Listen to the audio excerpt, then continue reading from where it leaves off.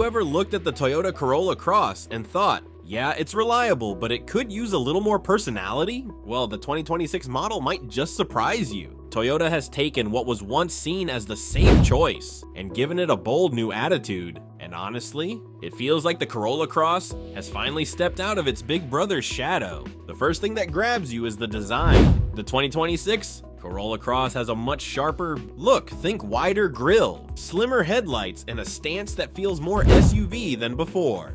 It's not trying to blend in anymore, it's trying to stand out. And if you park this next to the older version, you'd instantly see the glow up. But let's get into what matters most, the drive.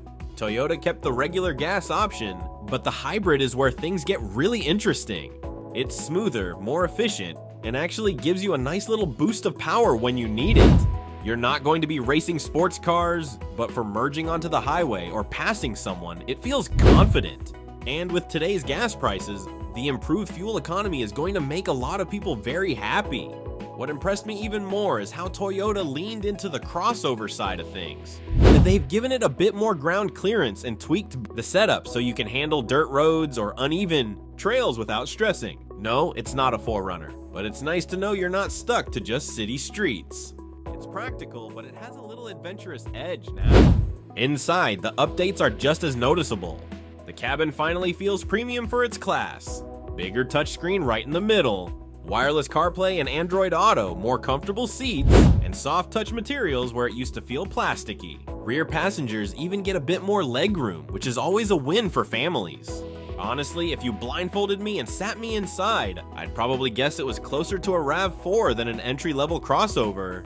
Now, let's talk pricing, because that's always a big one. The base model is expected to stay in the mid-$20,000 range, with the hybrids moving into the low $30,000s depending on options. When you stack that against rivals like the Honda HR-V or Mazda CX-30, Toyota is still keeping it competitive, and now you're getting more for your money.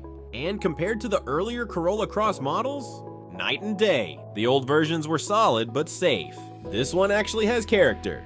It's like Toyota finally said, alright, let's make this thing fun to drive and fun to own.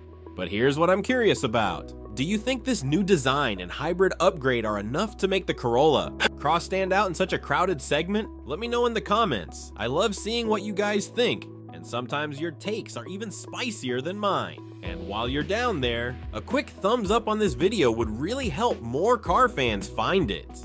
For me, the 2026 Corolla Cross feels like the perfect middle ground. You're not spending RAV4 money, but you're still getting a modern, stylish crossover that can handle a little adventure, save you gas, and stay reliable for years. Honestly, for a lot of people, this might be the sweet spot. And if you made it all the way here, I've got a little challenge. Share this video with a friend who's shopping for a small SUV and ask if they'd pick the Corolla Cross over its rivals. Their answer might surprise you. Thanks for hanging out with me today. Make sure you're subscribed so you don't miss our deep dives on upcoming models. Trust me, the next one on my list is even more exciting. I'll catch you in the next video.